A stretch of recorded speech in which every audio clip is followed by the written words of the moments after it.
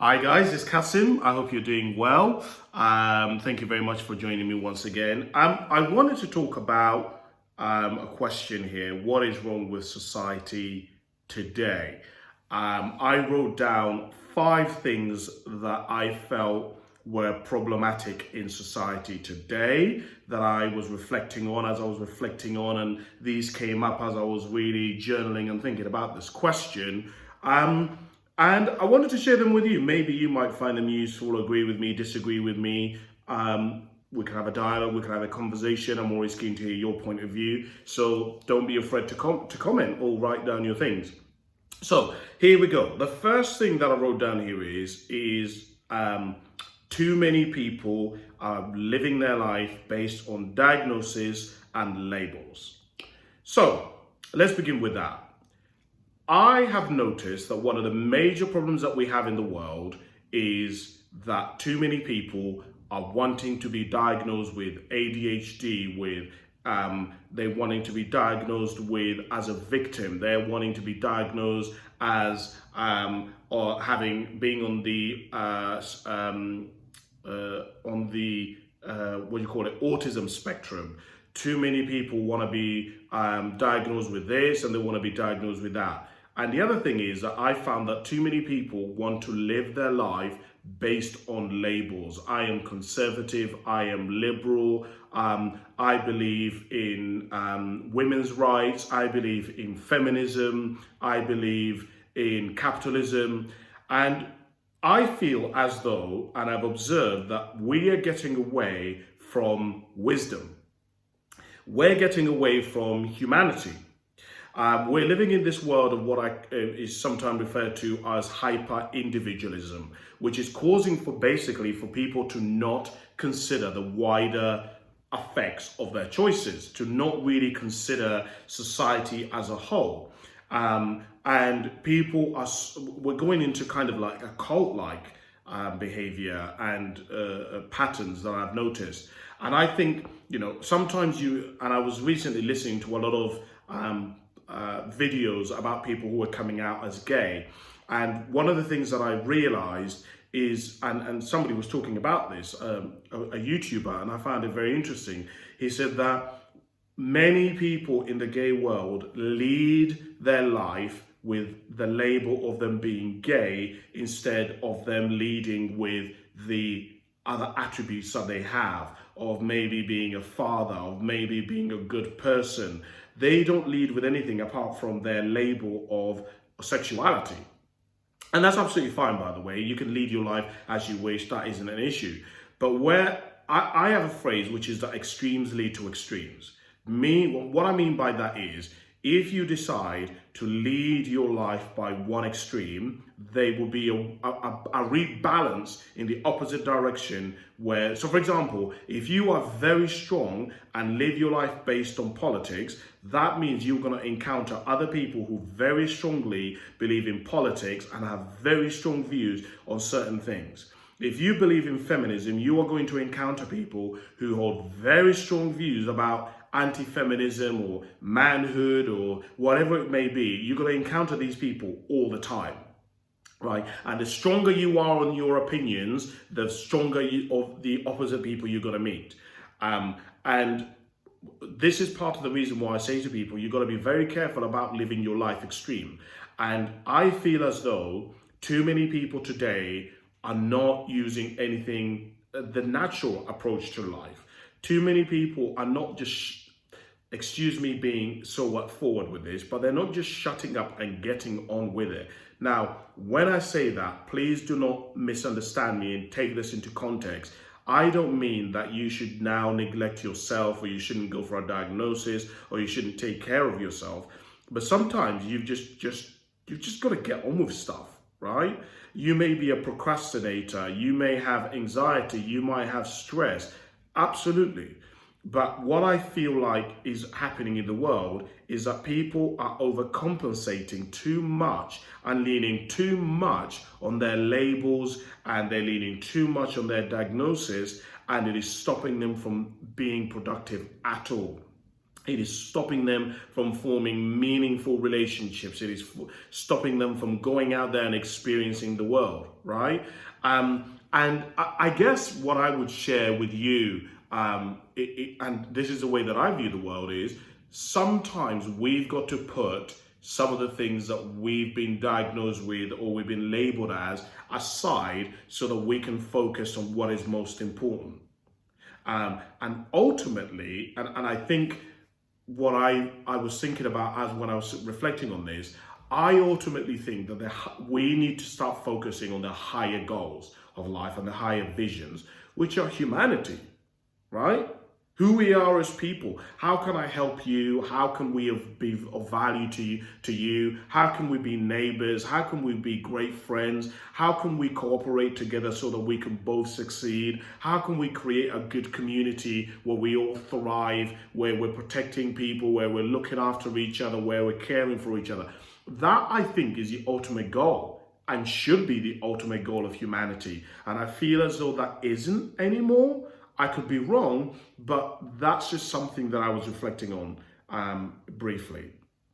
The other thing that I wrote down here is that nobody wants to build anything. I feel as though if you look around at the world, everybody wants something for nothing. Everybody wants everything now.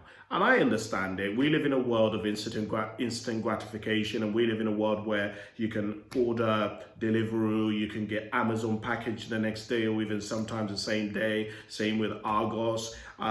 You can travel to a country in Europe today if you go to get a plane there. Like, we live in a world, where everything is instant, and it is causing massive issues because no one is building anything. And if you look, and part of this is that no one wants to invest in anything because no one wants to build anything. And if you look at many of the problems in society, the loneliness, the depression, the anxiety, much of this is happening because people are isolating themselves, because people don't have a huge support system around them. And part of this is that no one wants to invest in anything. There's always something new out there. There's always something viral.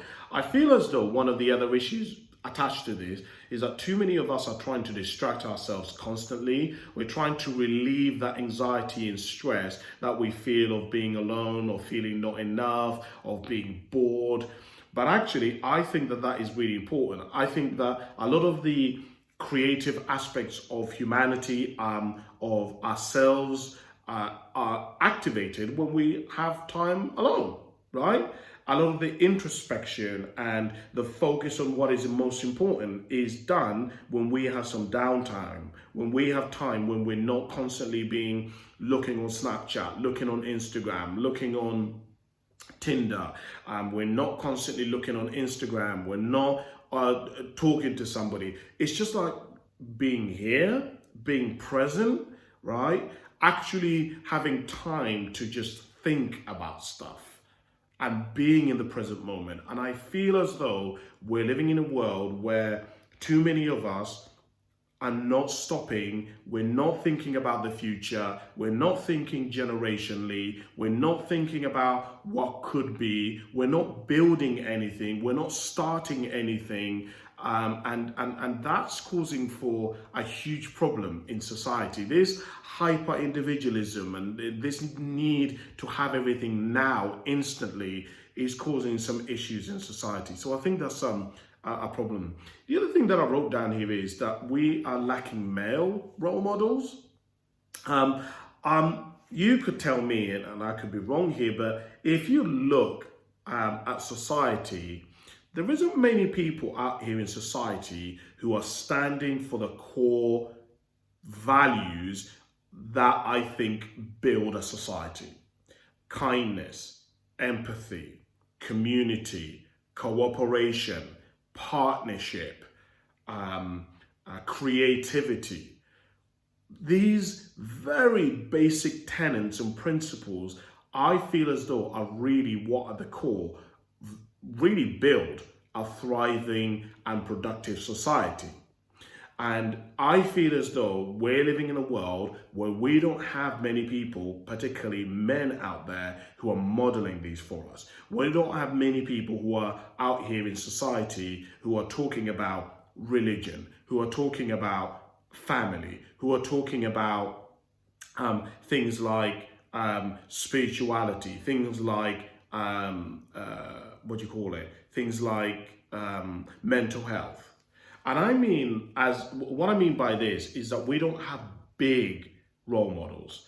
There are, I guess now that I'm thinking out loud here, I guess there are two levels of people who are influential in our lives. We have people on our level, right? Peers, people like local ministers, doctors, our family, people like that. And then there are people like Bob Marley, Nelson Mandela, Mother Teresa, Gandhi, right? There are these individuals who are on a different level. And I feel as though over the last kind of 50 years or so, we haven't had any of these kind of higher level role models who can guide us, who can point us in a direction where, like Bob Marley, love, right?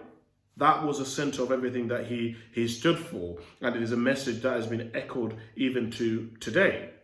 And I wonder, and it's something that I was thinking about, whether that is a major problem, because I do think that it is. We don't have a North Star. We don't have a guiding light to show us the way. We don't have a Superman, right?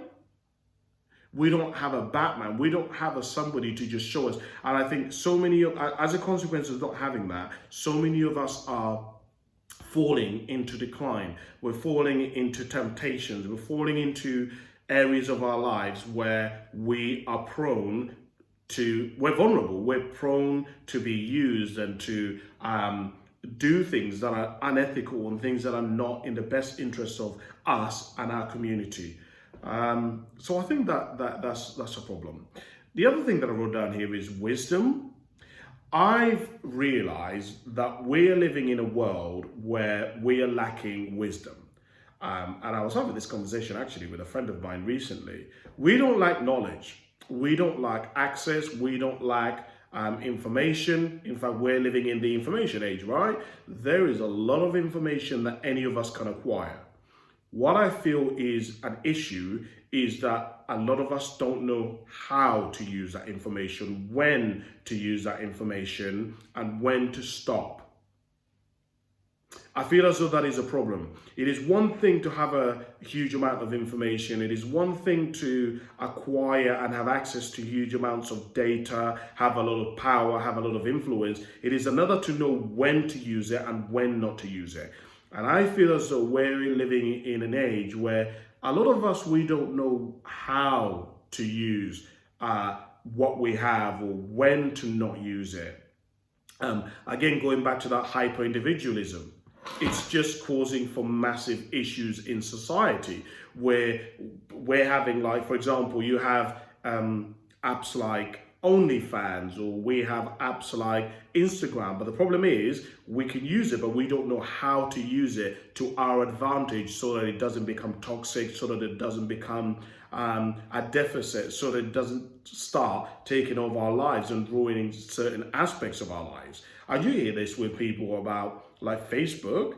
You've heard of how Facebook can be a powerful tool to connect people, but it's also been, and I'm not saying that it's for everybody, but it's also been the root of many divorces, right? And so it's something, it's just something that I was thinking about as being a problem in the world, this wisdom thing, right? I just think a lot of people don't have wisdom. I think a lot of people are very quick to judge people. A lot of people don't look for context. I think a lot of us, we don't look to understand, we look to judge, we look to oppress, we look to find fault, we don't look to